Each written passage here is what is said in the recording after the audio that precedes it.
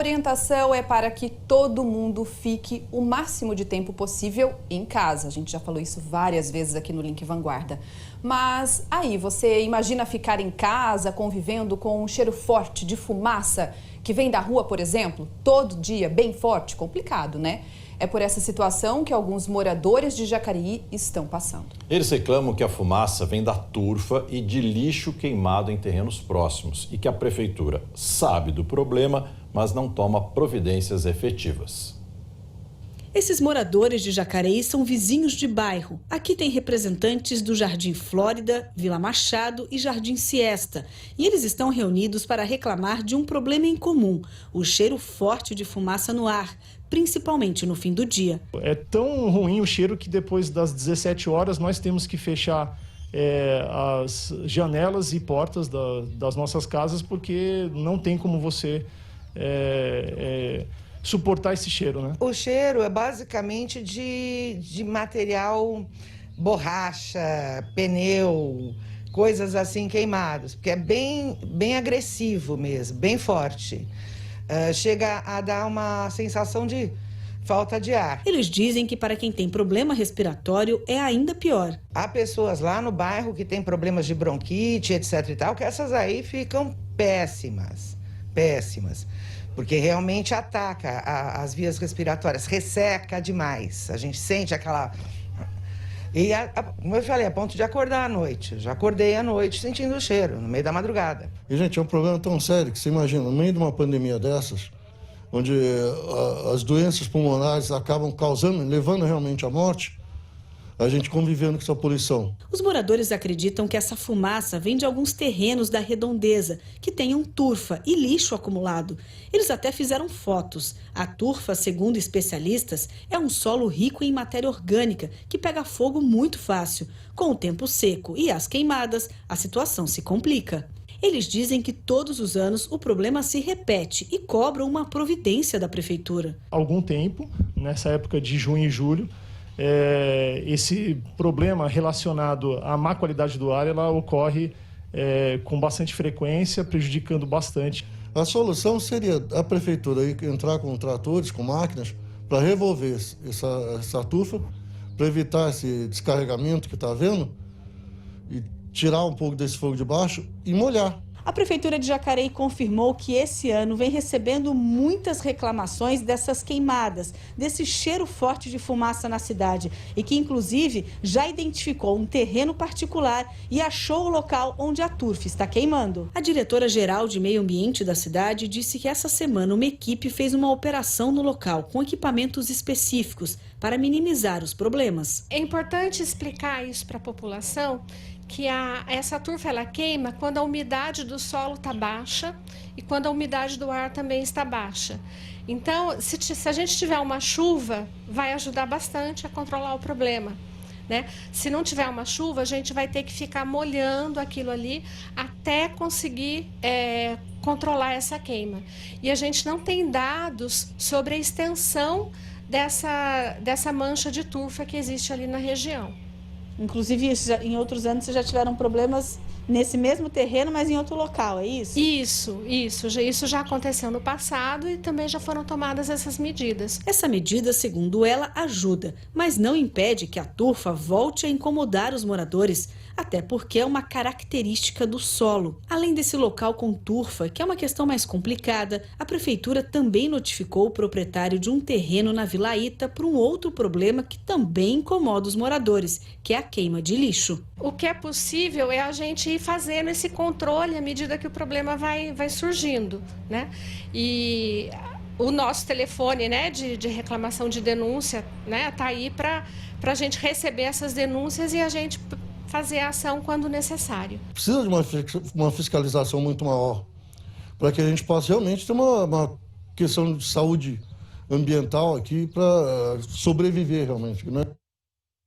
Então anote aí o telefone para denúncias, é o 0800 163 010, tá? Novamente, ó, 0800 163 010. Além de procurar a prefeitura, nós também fomos atrás da CETESB, que disse que fez vistoria no local e que está em contato com a prefeitura para tomar as medidas administrativas cabíveis. Estamos de volta com o Link Vanguarda, agora 12h32. Um homem foi preso transportando fuzis na rodovia Presidente Dutra. A apreensão foi ontem à noite no pedágio de Jacareí. Durante a vistoria, os policiais rodoviários encontraram um fundo falso no banco traseiro do carro, onde estava escondida uma mala com 2 fuzis e 4 carregadores. O material foi apreendido e o homem de 38 anos preso em flagrante. Agora, algumas cidades já estavam começando a relaxar as restrições de atividade, mas algumas já começam a rever isso. O André Luiz Rosa fala de São José dos Campos. André, boa tarde para você. E aí, o que aconteceu? As pessoas começaram a abusar um pouco, o comércio foi relaxando. O que está mudando na cidade? Ô, Rogério, boa tarde para você. Pois é, depois que a quarentena foi flexibilizada, teve muita gente que começou a abusar. A gente está aqui no Departamento de Fiscalização e Posturas da Prefeitura de São José dos Campos. O Fábio Pasquim é o diretor de fiscalização.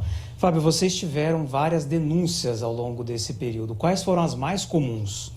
As mais comuns são comércio que os funcionários ou os clientes estão sem máscaras e em alguns lugares sem a disponibilização de álcool em gel. Uhum. E vocês já chegaram a multar também? Já. Até agora já fizemos 121 multas. Quais são os valores que vocês aplicaram de multas e como é que funciona isso? O valor é único, né? Com o decreto da quarentena, o valor da multa é R$5 mil, sendo o dobro na reincidência. Agora, hoje o prefeito deve divulgar um decreto no fim da tarde, dando novas regras. Você consegue adiantar o que vai ter nesse decreto? O decreto deve ser publicado hoje no final da tarde e, na verdade, o decreto é um degrau abaixo, né, nessa subida da quarentena, porque a gente teve um índice muito grande nesse final de semana no isolamento social. Muito baixo. Muito baixo, aliás. Uhum. Então, o decreto veio dar uma restringida, principalmente nos comércios de final de semana, para que a gente volte a ter um índice de isolamento próximo aos 50%. Quando você fala de comércios aos fins de semana, vamos especificar o que pode, o que não pode, o que podia, o que vai mudar agora? Nos finais de semana e feriados a gente vai voltar atrás. Então, aqueles comércios que fazem parte da liberação que houve, nos finais de semana e no feriado não vão poder abrir. Vão continuar atendendo apenas por delivery e encomenda.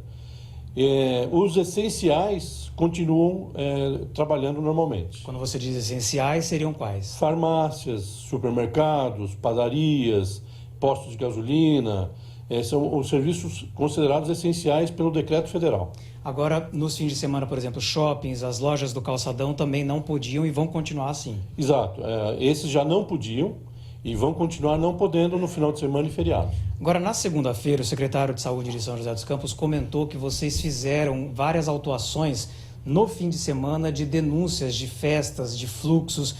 Qual que é o balanço que vocês fazem e quais foram as regiões que vocês mais encontraram problema? As regiões, na verdade, são todas as regiões de cidades. A gente coibiu festa e chácara na Zona Norte, na Zona Sul, na Zona Leste. Foram 3. O pessoal da Guarda Civil Municipal, mais uns 3 pancadões, né? Que iam ter nas regiões mais abertas. E também em diversas regiões das cidades. Isso tem sido também um problema, porque os jovens que participam dessas atividades, eles se consideram imunes. Realmente, a faixa etária, ela é menos mais tendente, resistente, assim. Mas ela leva o vírus para dentro de casa, onde tem crianças menores, onde tem adultos, onde tem os avós, né? Então, tá certo. Pasquim, obrigado pela sua entrevista. Então, só falando dos números aproximados, desde que a operação começou em São José dos Campos, foram 4.780 visitas, 3.270 denúncias e até agora 121 multas. Rogério, com você. Valeu, André. Então quer dizer que São José dos Campos está praticamente voltando para a fase 1, só serviços essenciais, pelo menos aos fins de semana. Obrigado aí pelas informações. A gente mostrou agora há pouco aqui a lista de cidades com maior número de casos. Justamente São José dos Campos está em primeiro com maior quantidade de casos. E em segundo lugar vem São Sebastião, justamente uma cidade que também deve mudar as regras, né, Acta? Exatamente. O prefeito da cidade também anunciou, Rogério, que vai rever as medidas de liberação parcial das atividades na cidade.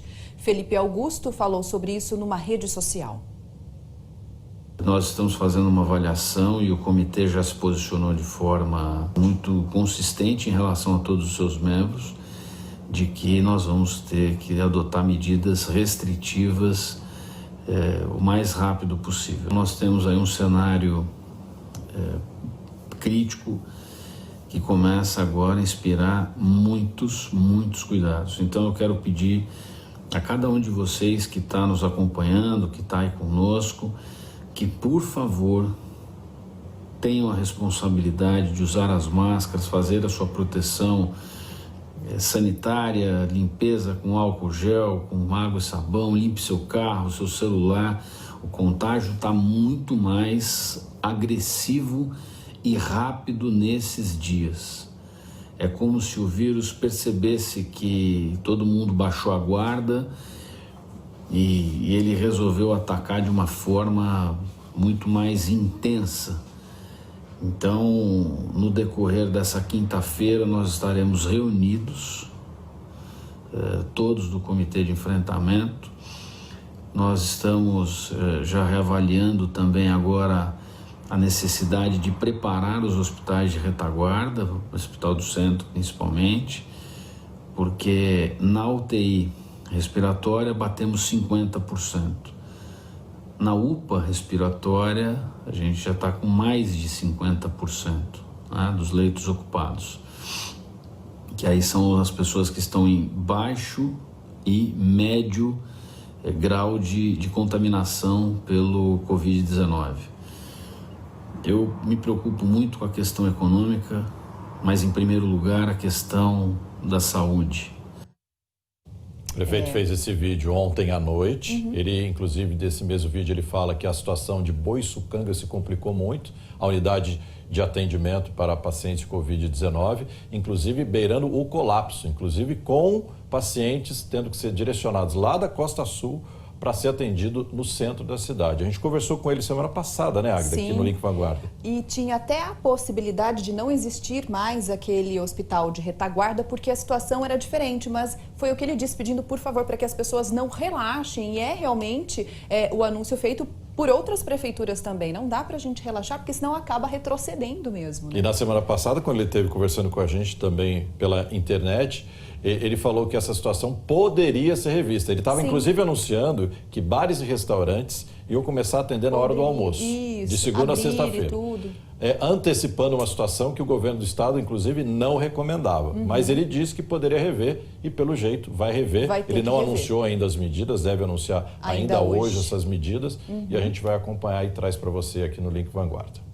Ontem a gente falou aqui no Link Vanguarda sobre o plano do governo do estado para retomar as aulas presenciais nas escolas públicas e também particulares a partir de setembro. E este anúncio já começa a gerar expectativa de planos nas escolas de São José dos Campos. As salas de aula da região vão ficar assim por pelo menos mais 2 meses.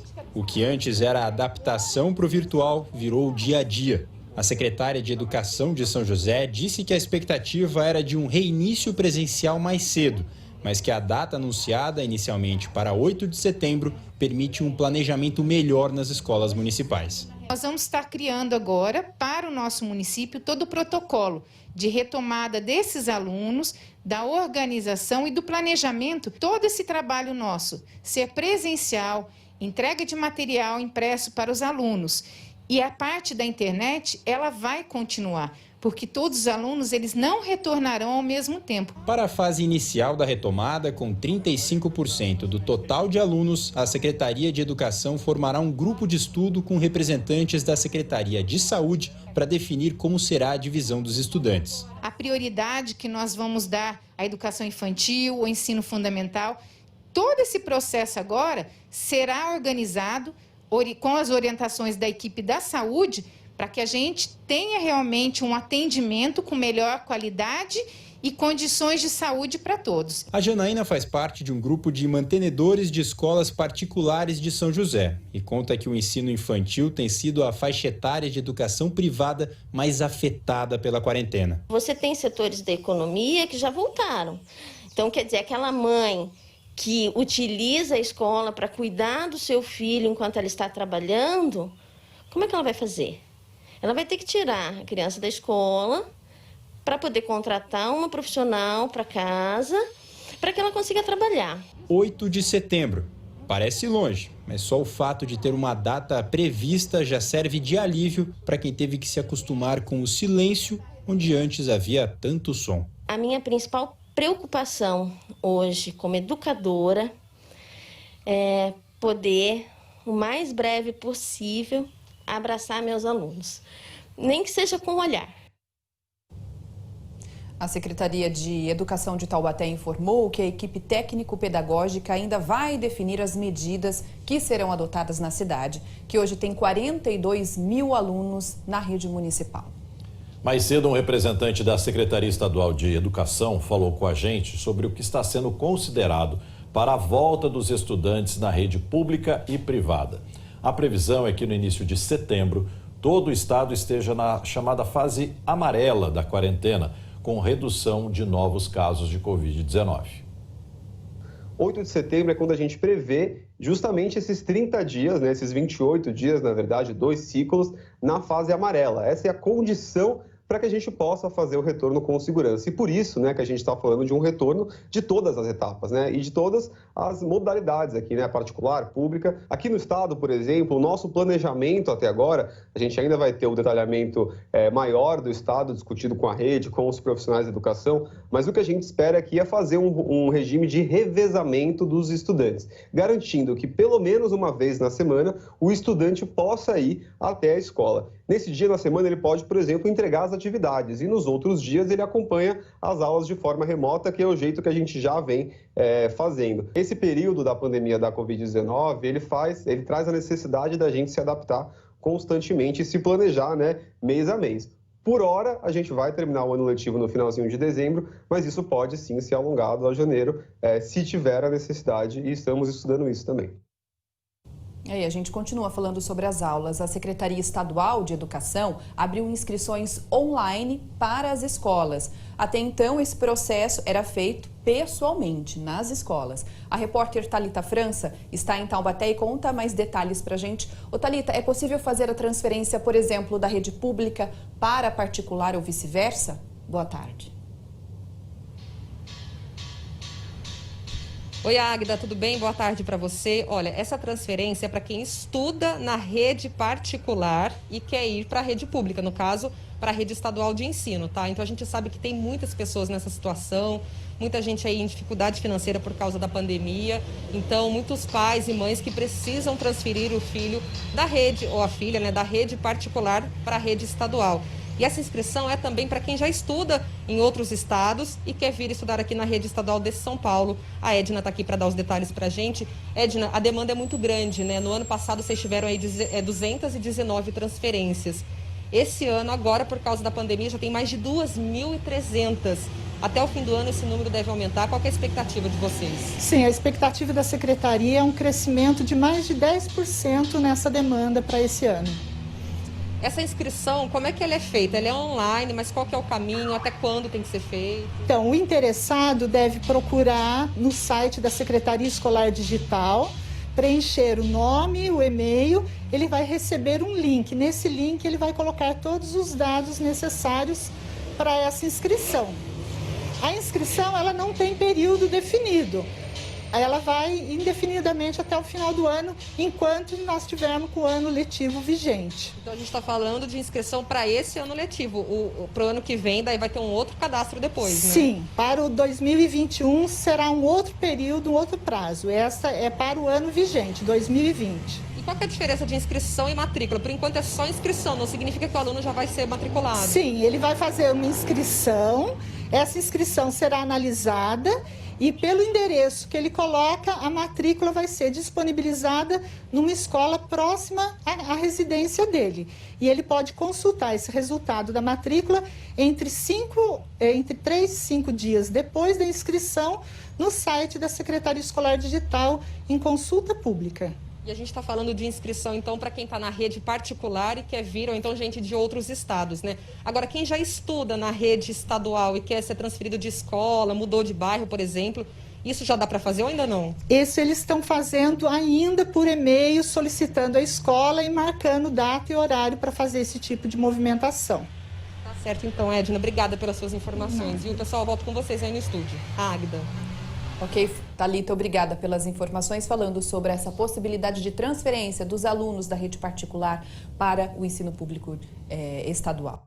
Com a queda nos negócios, muitos empreendedores precisaram diminuir o ritmo e até fechar as portas. Com isso, o aluguel de pontos comerciais também ficou prejudicado. Em Taubaté, as imobiliárias estão precisando bastante jogo de cintura para conseguir manter os contratos de aluguel. Muitas portas não vão reabrir. A pandemia atingiu a saúde financeira dos comerciantes e muitos negócios não resistiram. A Ana Paula, que trabalha com eventos, dividia o ponto comercial com outras 3 amigas.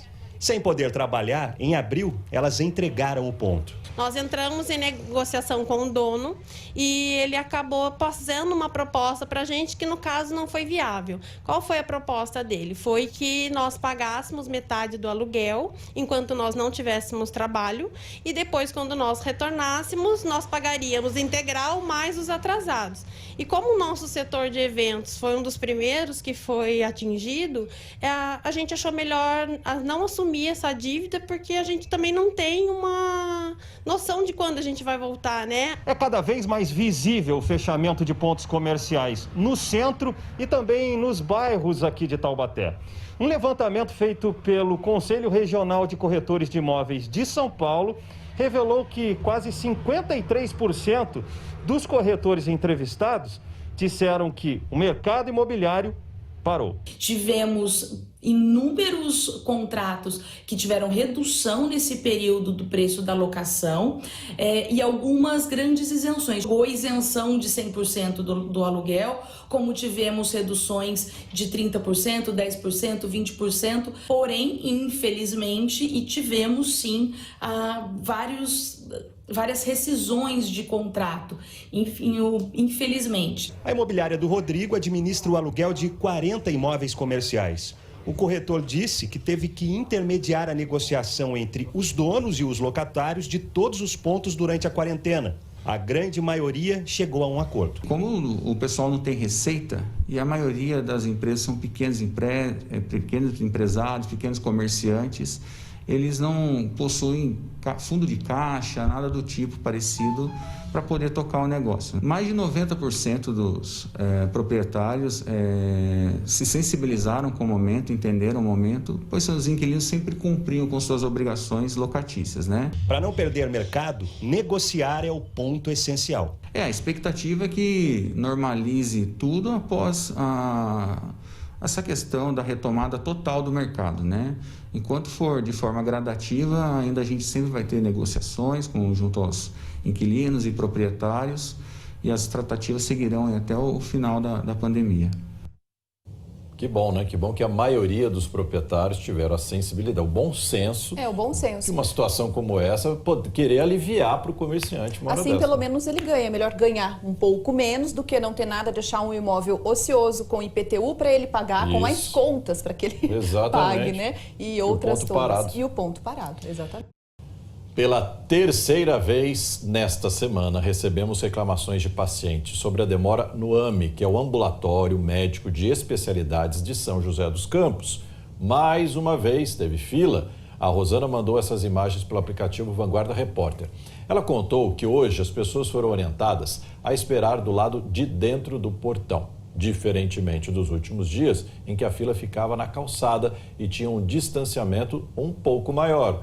Nós falamos sobre essa espera por consultas no Link Vanguarda de terça-feira. A fila virava o quarteirão.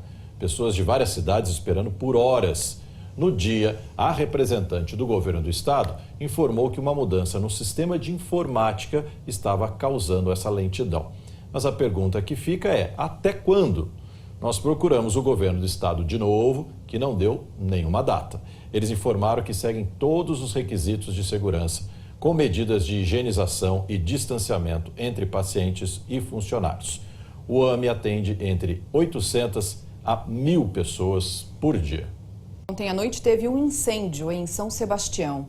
Foi numa grande área de mata de aproximadamente cerca de 1.500 metros quadrados em Barequeçaba. Os bombeiros contaram que levaram 1h30 para controlar essa situação. Ainda não se sabe as causas do incêndio e ninguém se machucou. A gente falou aí que essa frente fria deve chegar aí só para o fim de semana e deve esfriar o tempo, deve cair a temperatura.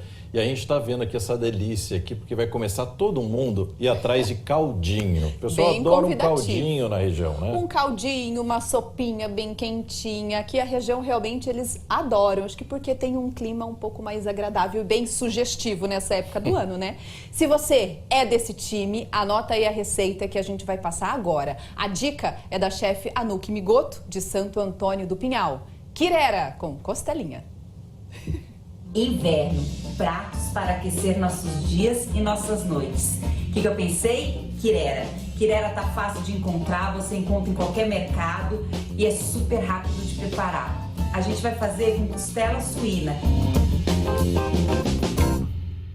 250 gramas de quirera de milho, 400 gramas de costela suína picadas em cubos grandes, 100 gramas de bacon, 150 gramas de calabresa defumada, meia xícara de molho de tomate, sal e pimenta a gosto, 2 dentes de alho triturados, uma cebola grande picada, banha de porco ou azeite, 1 colher de sopa.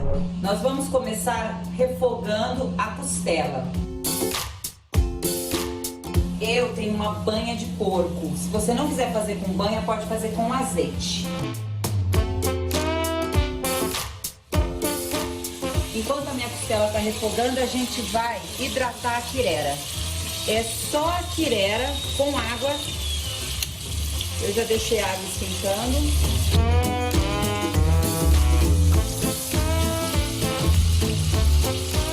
Vou mostrar o ponto da nossa quirera, ó. Ela já está bem hidratada, ó. Pra gente misturar com a costela, ó. Douradinha. Agora eu vou colocar o restante dos ingredientes. O bacon, cebola, o alho, o milho,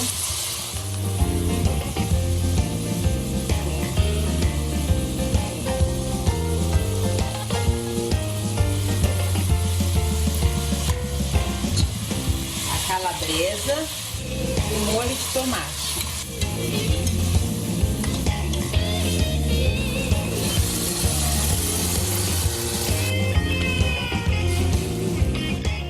Sal e nossa pimentinha. Vai colocando aos pouquinhos água quente para ir hidratando e incorporando.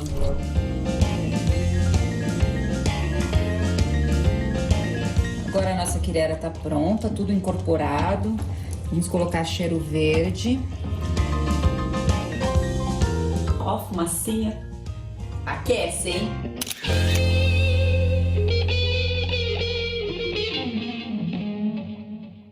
Maravilha. Muita gente não vai esperar o fim de semana para esfriar e para fazer caldinho, vai fazer hoje já. Aproveite, se você for fazer algum caldinho diferente, tira uma foto, manda para as nossas redes sociais para a gente mostrar aqui também. E se você quiser também rever essa receita e outras mais, é só entrar no G1 da Vanguarda, tem todas as receitas durante a quarentena. 100 dias depois dos primeiros casos de Covid-19 confirmados, o número de contaminados com a doença chega a 6, já passa de 6 mil, foram 50 dias para se chegar a 896 casos, isso no dia 6 de maio, completando 100 dias hoje, 6.546 casos. As cidades com o maior número de casos segue São José dos Campos, afinal é a maior cidade da região, com 2.462 casos, sendo 84 mortes, já são 248 no total na região. São Sebastião vem em seguida com 513 casos, sendo 9 mortes. Jacareí, 491 casos, sendo 28 mortes.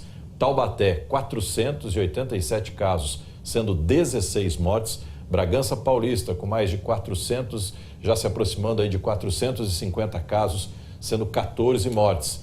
A gente segue aqui com as cidades com o maior número de casos. Caraguatatuba, mais uma do litoral, 322 casos, sendo 25 mortes. Ilhabela, 162 casos, sendo 2 mortes. Igaratá, 155 casos e registrou 1 morte. Pindamonhangaba, 152 casos e 9 mortes.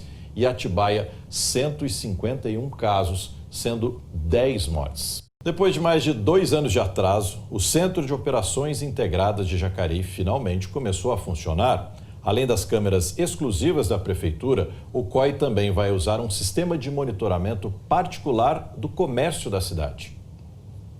Demorou, mas hoje o prometido reforço na segurança de Jacareí começou a funcionar. Por enquanto, são 67 câmeras de monitoramento exclusivas do COI em funcionamento. Segundo o secretário de Segurança, as equipes ainda estão se adaptando ao sistema. Nós vamos trabalhar em conjunto com a Polícia Militar, Guarda Civil, Mobilidade Urbana e Defesa Civil. Primeiro, a integração entre as forças de segurança para se conhecerem e trocar informações para poder melhorar e aceitar o sistema do COI. O COI de Jacareí era uma promessa de campanha do prefeito Isaías Santana em 2016. Na época, o prefeito disse que a previsão era colocar o sistema em funcionamento no fim de 2017. Mas, desde então, problemas no processo de licitação fizeram o prazo ser adiado diversas vezes pela prefeitura. Todas as câmeras que foram instaladas pela prefeitura de Jacareí foram colocadas em pontos estratégicos na cidade. Essa que você acabou de ver fica dentro do Parque da Cidade e aqui fora ó, já tem uma segunda, atrás de mim.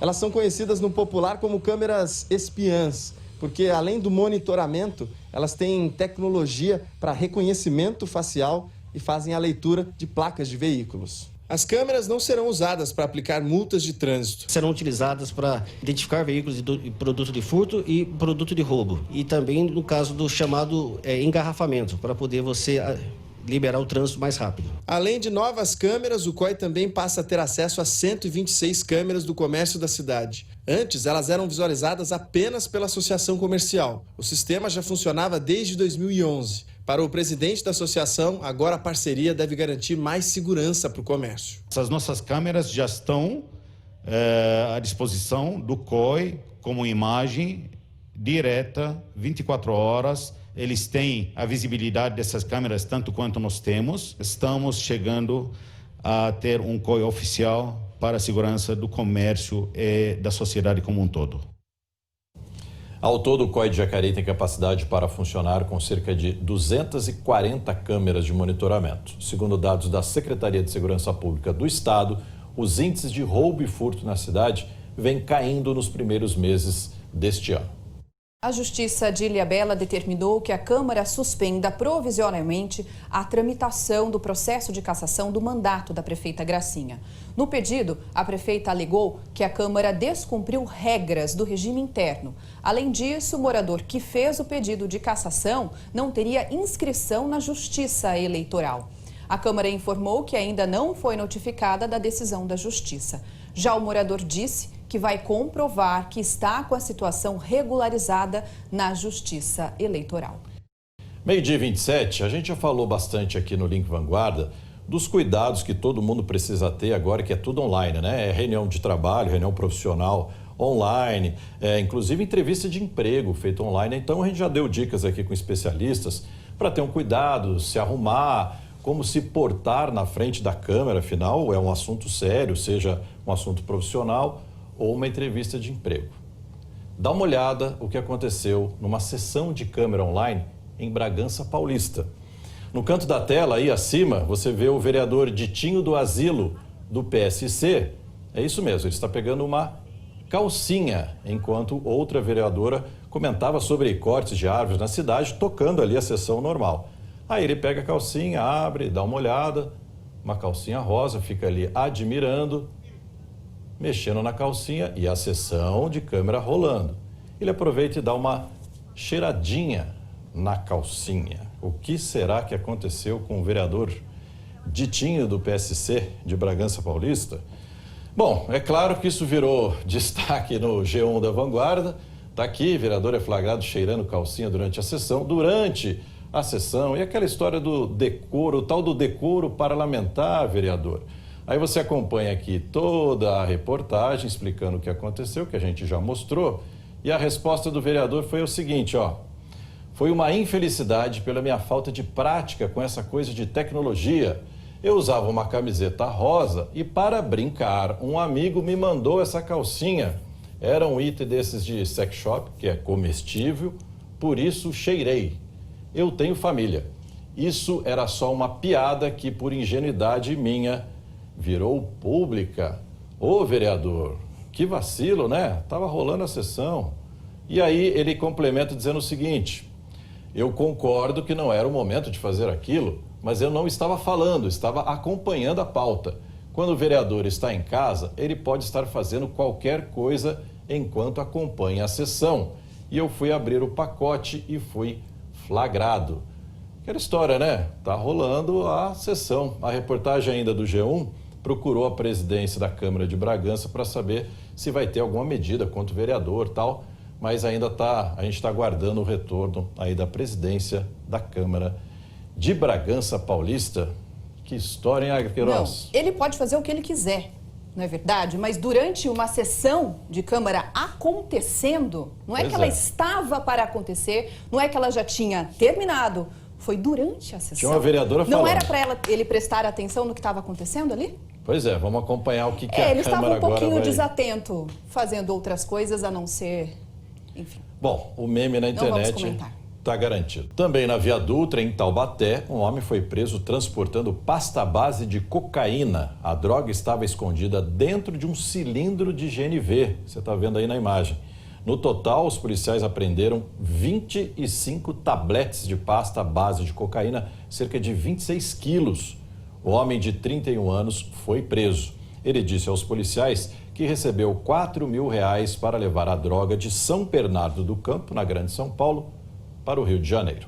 Estamos de volta com o Link Vanguarda. A Prefeitura de São José dos Campos abriu edital para a contratação de uma nova empresa para assumir o transporte público a partir do ano que vem. A gente fala sobre isso com o repórter André Luiz Rosa, que está em São José dos Campos. André, tem alguma mudança prevista para a escolha dessa nova empresa? Boa tarde. Oi, Águeda, tem mudança sim. Hoje, São José dos Campos tem 3 empresas operando o transporte público. Por esse edital que a Prefeitura lançou, devem ser operadas 2 empresas. 2 empresas devem operar o transporte público aqui de São José dos Campos. Estou aqui com o Paulo Guimarães, que é o secretário de Mobilidade Urbana. Secretário, além dessas mudanças no número de empresas, quais são as outras alterações no edital que vocês publicaram que deve contratar essas 2 companhias que vão operar o transporte público aqui em São José? A gente vai passar por uma reformulação total do sistema, né? Além da redivisão dos lotes, a gente tem uma ampliação significativa da frota, passando, por exemplo, de 389 veículos para 545. Isso possibilita a gente ter uma maior oferta para as pessoas, ou seja, a gente está aumentando em mais de 40% a quantidade de viagens diárias. Então isso, as pessoas vão esperar menos tempo no ponto e isso vai possibilitar inclusive a redução da quantidade de pessoas dentro dos ônibus. Agora, Paulo, com relação a valores, hoje São José dos Campos, o custo da passagem de R$ 4,50 para quem tem bilhete único e R$ 5,00 para quem paga em dinheiro. Vai ter alguma mudança com relação a valores a partir da próxima empresa que começar a operar? Vai ter uma mudança, na verdade a gente está trabalhando com uma tarifa menor que tem hoje, né? O equilíbrio entre essas 2 tarifas, a tarifa técnica hoje é de R$ 5,04. A tarifa máxima do edital vai ser de R$ 4,98. Como é uma disputa por menor tarifa, não mais por maior outorga, como foi a outra, então é o patamar máximo de tarifa, R$ 4,98, e as empresas vão disputar dando lances para ver quem vai prestar o serviço, oferecendo a menor tarifa a ser cobrada do cidadão. Falando, por exemplo, da manutenção dos empregos das pessoas que estão trabalhando hoje, como é que vocês vão trabalhar isso com relação a, por exemplo, cobradores de ônibus, os motoristas? Vocês vão priorizar para que as pessoas que trabalham continuem atuando nessas empresas? A gente tem toda uma requalificação das funções, né? A gente criou uma função nova, que é o agente operacional. A gente está ampliando em mais de 200 postos de trabalho para motoristas, né? Que tem uma qualificação maior dentro do sistema. E a ideia é que a gente realmente se aproveite dessas pessoas que já têm experiência, que já conhecem a cidade, que já conhecem o sistema, para que elas passem a operar dentro desse novo modelo de transporte mais moderno, com mais tecnologia e também passando pela requalificação da função dessas pessoas. Falando então de prazos, vocês esperam finalizar o edital quando e quando que a empresa deve começar, as empresas devem começar a trabalhar aqui em São José? A abertura dos envelopes começa no dia 17 de agosto. A nossa ideia é que até outubro a gente já tenha uma definição das empresas que vão operar para que elas iniciem a operação em fevereiro de 2021. Tá certo, Paulo. Obrigado pela sua entrevista. Então são essas as informações desse edital para o transporte público aqui em São José dos Campos. Águida, com você. Apesar disso, que gera expectativa, né, de quem usa o transporte público é para quanto vai a tarifa do transporte em São José dos Campos para o ano que vem. É o que a gente espera, né? Vamos ver. Obrigada pelas informações, André. As que dependem de doações estão passando por um momento muito delicado em Bragança Paulista por causa da pandemia. Eles não podem fazer festas, bingos e bazares para arrecadar dinheiro e isso tem deixado as contas no vermelho. A dona Eva vive há 4 anos neste quarto na Vila São Vicente de Paulo, em Bragança Paulista. Depois de um problema de saúde, ela veio para cá e não pensa em ir embora tão cedo. Eu costumo dizer que é o melhor lugar do mundo. Para mim, pelo menos para mim sabe? Desde que começou a pandemia, o negócio dela é ler. Mas já tem planos para quando tudo voltar ao normal. A gente tem muita atividade aqui. Nós temos a arte-terapia, temos psicólogos que dão maior apoio para a gente, tem uma recreadora que faz recreação com a gente, tem de tudo. Além da dona Eva, outros 58 idosos vivem no asilo e recebem todos os cuidados de saúde e alimentação. Cerca de 70 profissionais atuam aqui. A entidade sobrevive com recursos de um convênio com a prefeitura, de ações de arrecadação, como o bazar e telemarketing, e também de doações, que na pandemia caíram quase que pela metade. Hoje a Vila conta com aproximadamente 70 colaboradores, né, onde nós temos cuidadores, temos enfermeiras, assistente social, psicólogo, fisioterapeuta, nutricionista, manutenção, portaria. Então é um quadro grande de funcionários onde a folha de pagamento não fica leve, né? São mais de 200 mil por mês. Atualmente, a necessidade maior aqui é de alimentos e produtos de higiene, que ajudam a proteger os idosos do coronavírus. Com a pandemia também os gastos principalmente de EPIs, de máscara, de álcool em gel, de luvas, né? Café, bolacha maisena que eles adoram, o leite é mais de 1.000 litros por mês, fralda, que são mais de 4.000 fraldas por mês. Então, essa é a maior demanda que a gente tem aqui na Vila. A queda na arrecadação e nas doações também atingiu a Associação Bragantina de Combate ao Câncer, ONG que presta apoio social e psicológico para pacientes e seus familiares. Nós atendemos num apoio multiprofissional na área de nutrição, de psicologia, de fisioterapia, de serviço social. Temos um banco de perucas aqui, uma perucaria, que atende essas mulheres nesse período tão difícil desse tratamento. Durante a pandemia, todos os atendimentos presenciais foram suspensos. Agora é tudo online. Toda a nossa captação de recursos ela é voltada através do nosso bazar, do nosso telemarketing, de eventos que fazemos, de aluguel de salas aqui, que nós temos espaços muito bacanas aqui. Então, tudo isso paralisou, congelou com a chegada da pandemia.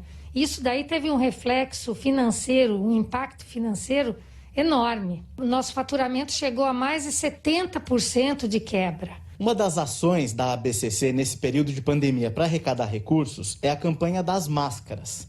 Então eles receberam uma doação grande de tecidos, as próprias voluntárias da entidade confeccionaram as máscaras e colocaram à disposição. Como é que funciona? A pessoa doa R$10 e recebe uma máscara de presente. Assim todo mundo se ajuda. Trabalho importantíssimo, assim como a ajuda de todas as pessoas para manter de fato o atendimento a essas pessoas. Então, olha, nós separamos os endereços dessas duas entidades que você viu na reportagem do Lucas Rangel. A primeira delas é o Asilo São Vicente. Para quem quiser fazer doações, pode ir até a Avenida Minas Gerais, 770, bairro Júlio Mesquita. É bom sempre dar uma ligadinha antes, até para saber quais são os itens essenciais ou o que eles estão precisando mais, né? Então é o 011 4035 1892. E agora a gente vai passar o endereço da Associação Bragantina de Combate ao Câncer, que é a ABCC. Fica na rua Dom Aguirre, 162, no centro da cidade. E aí o telefone 4033 3845.